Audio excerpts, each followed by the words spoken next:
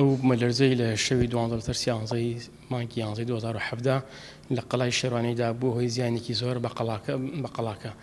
و بۆ بەستی لادانی ئەو بەشانەی کە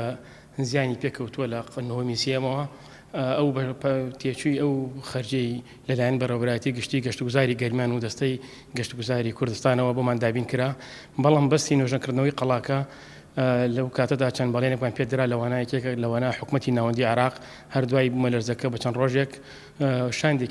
شاندێک لە نووسینگەی سەرۆکوەزیرانی عێراقی فدراڵەوە هات بەستی بینینی زیانەکانی قەڵا و دوابەدوای خۆیان لیژنەیەکی پسوێران لەو بوارەدا نارد مەبەستی ئامادەکردنی دەرخستە بۆ نوێژەکردنەوەی قەڵاکە بەڵام تاوەکو ئێستا هیچ وەڵامێکمان لە حکوومەتی ناوەندی عێراقەوە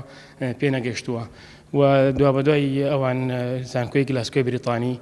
کە ماوەی چەند ساڵێکە کاریان لەگەڵاکەین بە بەستی ڕووپێویکردنی شوێنەوارەکانی کورد ناوچەی گەرمیان و کاریکردن و پنیشکنین لە شوێنەوارەکانی گەرمیانە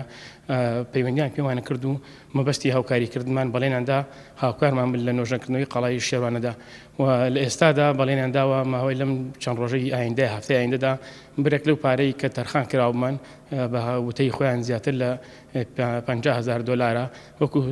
سلفەی یەکەمان بۆ بنێرن بەستی دەستکردن بە نوێژەکردنەوەی قەڵای شێوانە و نوێژەکردنەوەی لەسەر سەرپەرشتی بەڕێوەبەراتی شوێنەواری گەرمیانە بە هاوکاری بەڕێوەبەری گشتی گەشتی گوزاری گەرمیان و بەڕێوەبەراتی گشتی شوێنەواری کوردستان.